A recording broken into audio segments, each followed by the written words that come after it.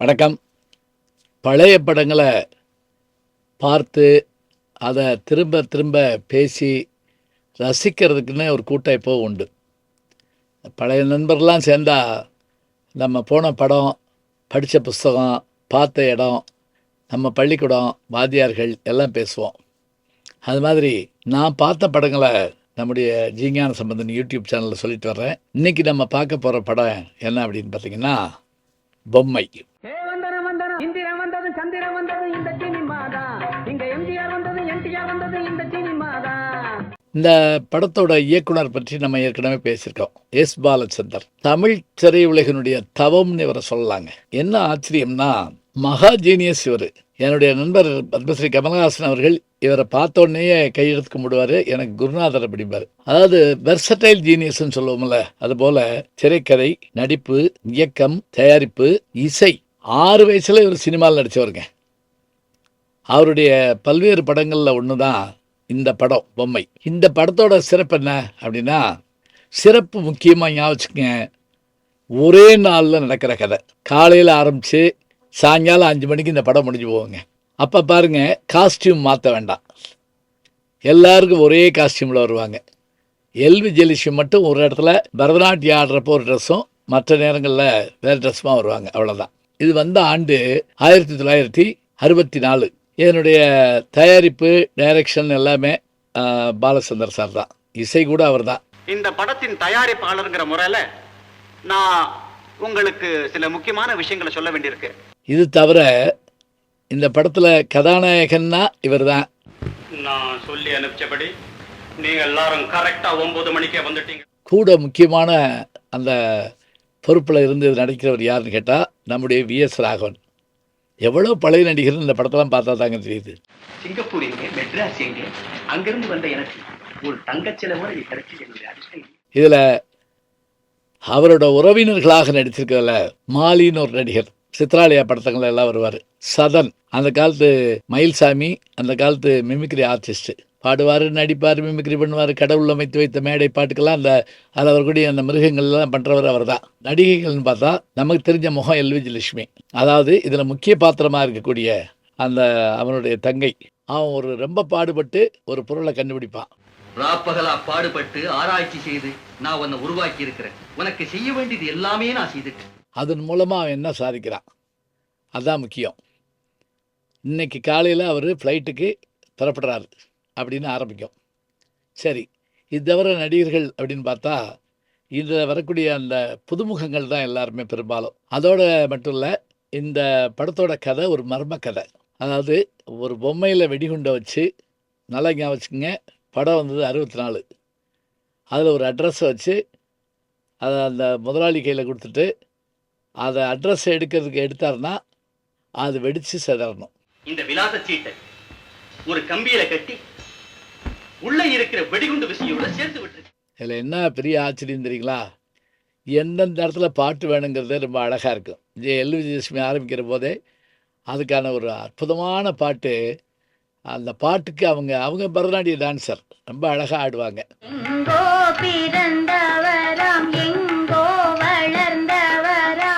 ஆரம்பிக்கிற போதே கதையினுடைய முதல் விஷயத்திலே சொல்லி முடித்து அவரை தீர்த்து கட்டுறதுக்கு ஒரு குழுவாக இருந்து நம்ம செய்யணும்னு சொல்லி அந்த பொம்மையை கொண்டு கொடுக்கணும் வாங்க.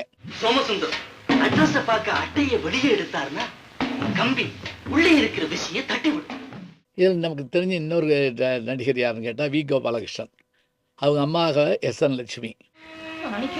அம்மா பார்த்துக்க, நான் முதலாளிட்டு போய் கொஞ்சம் பணம் கடனை வாங்கிட்டு வந்துடுறேன். இந்த பொம்மை கொடுக்கப்பட்டுச்சா? இல்லை, கொடுக்கப்படாத பொம்மை யார் யார் கையில எல்லாம் போச்சு. அதாவதுங்க, ஒவ்வொரு முறையும் இது வெடிச்சிருமோன்னு பயமாக இருக்கும். சின்ன பிள்ளை ஒன்று இதை வச்சுக்கிட்டு தத்தி தத்தி நடந்து வரும் தங்க பாப்பா அப்படின்னு பாடிக்கிட்டு இருக்கோம். அது நடக்கும் அந்த பொம்மை சாவி கொடுத்தா. அதெல்லாம் முதலே சொல்லுவாங்க. இப்போ இந்த பொம்மை இங்கே இருக்கும், அப்புறம் போலீஸுக்கு பயந்து கொண்டு வச்சுட்டு வருவாங்க. எல்லா பிள்ளைகளும் சேர்ந்து பிறந்தநாள் கொண்டாடும். அப்போது ஒரு பாட்டு, அந்த பாட்டுக்கு நடுவுலையும் அந்த பொம்மை அப்படி நடந்துக்கிட்டு இருக்கும்.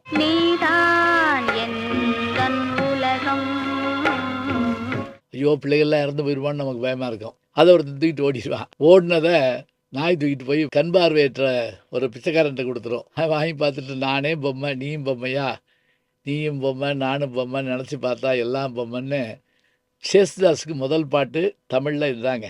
நீயும் பொம்மை நானும் பொம்மை. இந்த பாட்டு ரொம்ப புகழ்பெற்ற பாட்டு. வெறும் புல்புல் தாரா வச்சுட்டு பாடுறது. அதே மாதிரி மவுத்தார்கன் அடிக்கடி பயன்படுத்தப்பட்டிருக்கோம். இது தவிர இதில் டூயட் கிடையாது. அதே போல் இந்த செய்தியை தெரிஞ்ச கதாநாயகனும் இந்த கதாநாயகி எல்வி ஜெயலட்சுமியும் போலீஸில் சொல்லிடலாமான்னு பார்த்தா அவங்க அண்ணன் தான் அது. என்ன செய்யறது, இப்போ அவர் விமானத்துக்கு போயிட்டாரா, அவர் திரும்பி வந்துடுவார். திரும்பி வந்தவுடனே அவர் கையில் இன்னொரு பொம்மையை கொடுப்போம்னு சொல்லிட்டு அதுக்குள்ளே அரை மணி நேரத்தில் செஞ்சு கொண்டு வருவாங்க. அவர்கிட்ட கொடுத்துருவாங்க. கொடுத்த பிறகு அந்த பழைய பொம்மையை பார்த்தாட நம்ம பொம்மை மாதிரி இருக்கே அப்படின்னு நினைப்பாங்க. அந்த பொம்மையை தான் நம்ம சோமசுந்தரத்துல கொண்டு அனுப்பிட்டோமே, இந்த பொம்மையை வீட்டுக்கு எடுத்துப்போம். அப்போ என்ன நடக்குது அதாங்க கதை. நான் அதனுடைய கிளைமாக்ஸை சொல்லிட்டேன்னா படம் நல்லா இருக்காது. இந்த படம் நான் 4ஆம் கிளாஸ் படிக்கிறப்போ வந்துச்சுங்க. இந்த படத்தை நான் முக்கியமாக சொல்கிறதுக்கு ஒரு காரணம் என்ன தெரியுங்களா, திருமங்கலம் செல்டன் ஸ்கூலில் நான் படித்தேன். அப்போ எங்களோட படித்த ஒரு பையன் அவன் இந்த படத்தில் நடிச்சிருக்காங்க. அதாவது அந்த வி கோபாலகிருஷ்ணன் இந்த மருந்து வாங்கணும், என் அம்மாட்ட போய் நீ போய் அந்த இவர்கிட்ட போய் ஒரு 30 ரூபா வாங்கிட்டு வா அப்படின்னு அனுப்பிவிடுவாப்பில். அந்த பையன் வாங்க ஓடுவான். ஒரு 30 ரூபாயா கேட்டு வாங்கிட்டு ஓடு. ஒரு சாதாரண கிளியர் பைக் கேட்டா அவன் தான் அந்த படத்தில் நடித்தவன். பார்த்தீங்கன்னா சினிமா பொம்மையில் நடித்தவன் சொல்லி எனக்கு அப்போல்லாம் ஆச்சரியம். அவங்கெல்லாம் சினிமாவில் நடிச்சிட்டாங்களே அப்படின்னு சொல்லி. இன்றைக்கி நான் நடிச்சுட்டு தர்றேன், அவங்களாம் இங்கே இருக்காங்களே எனக்கு தெரியல. சரி இருக்கட்டும். இப்போ கடைசி கிளைமாக்ஸில் என்னாச்சு, பாட்டு நடுவில் இவங்களும் இந்த பக்கம் டாக்ஸியில் விட்டதுனால டாக்ஸியை தேடி அலைவாங்க, பொம்மையை தேடி அலைவாங்க. அப்படி பேசுகிறப்போ ஒரு பாட்டு இருக்கும். கண்ண இருட்டுது காத அடைக்குது. இத்தனை பாட்டு எல்லாம் முடிஞ்சு படம் முடிய போகிறப்போ ஒரு ஆச்சரியம் இருக்குதுங்க. அதான் தெரியுமா, இதில் முக்கிய பாத்திரம் ஏற்றிருந்தவரே எஸ் பாலச்சந்தர் தான். படம் முடிய போகிறப்ப ஒரு ஆச்சரியம் இருக்குது. என்ன தெரியுங்களா, டைரக்டர் நாற்காலில் உட்காந்துருப்பாருங்க. ஒரு 10 நிமிஷம் எல்லோரும் உட்காருங்களேன், நம்மகிட்ட பேசுவாருங்க. 64 இப்படி யோசிச்சிருக்காங்க பாருங்க. இந்த படத்தை நான் தான் தயாரித்தேன், நான் தான் இயக்குனேன். இந்த படத்துக்கு டைரக்டர் நான் தான். இதில் யார் யார் என் கூட பணிபுரிஞ்சாங்கன்னு தெரிய வேண்டாமா சொல்லுங்க அப்படின்னு எல்லா ஆர்டிஸ்டையும் காட்டுவாங்க. அதாவது முன்னிருந்து ஜொலித்தவர்கள் பின்னிருந்து உழைத்தவர்கள்னு சொல்லி ஹீரோ, ஹீரோயின், வில்லன், கூட வந்தவங்க ஒருத்தர் விடாமல் எல்லாரும், அதுவும் இளமை தோற்றத்தில் எல்லாரும், அந்த படம் அந்த காலத்தில் இருந்த அந்த தோற்றத்தில் எல்லாரும். சோமசுந்தரத்துக்கு சம்பந்தப்பட்ட பாத்திரங்களா நடிச்சவங்க. அது மட்டும் இல்லை, யார் கேமராமேன், யார் எடிட்டர், இவ்வளவு பேரையும் நமக்கு காட்டுவாங்க. பின்னணி பாடினவங்க யாரும் தெரிய வேணாமா, சுசிலா, எல்லாரும் சரி, இன்னொருத்தவங்க வருவாங்க, 3 பேர். டி சுசீலா, எல்ஆர் ஈஸ்வரி, என் ரேணுகா. ரொம்ப ஆச்சரியமாக இருக்கும். இந்த படத்தை பார்த்து அந்த காலத்தில் பேசிக்கிட்டு இருப்போம். படம் எடுக்கப்பட்ட விதம், சொல்லப்பட்ட முறை, ஒரு நாளுக்குள்ளே முடிகிற மாதிரியான கதை, என்ன ஆச்சுங்கிற மாதிரியான பழைய அந்த மெட்ராஸை பற்றிய அந்த காட்சி, இவை எல்லாம் நம்ம மனசில் நிற்குங்க. சாதாரண பொம்மை தாங்க. ஆனால் இதில் முக்கியமாக பாலச்சந்தரே சொல்லுவார், எங்கள் எல்லாரோடையும் சேர்ந்து முக்கியமான ஆள் ஒருத்தவங்க நடிச்சிருக்காங்க, யார் தெரியுமா அப்படின்னு அந்த பொம்மையை சாவி எடுத்து வைப்பாருங்க. அது அப்படியே அந்த சுபம்ங்கிறது நடந்து வருங்க, படம் முடியுங்க.